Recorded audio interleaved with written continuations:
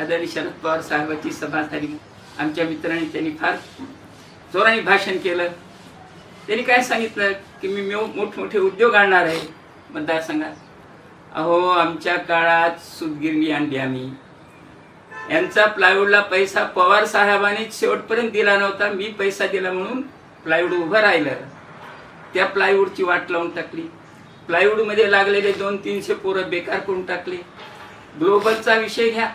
ग्लोबलमध्ये ज्या ज्या लोकांच्या नावावर कर्ज घेतलं मशीनवर यांनी, ते लोक आज व्यापारी हवालदिल झाले. नंतर तुम्ही बाराशिवचं काय केलंय? त्याच्यानंतर यांनी लीजवर घेतलं पुणेला, नंतर विकून टाकलं. घेतलं कुणी? स्वतःच्याच कंपनीनं आता मुलगा तिथं कारभार बघतो.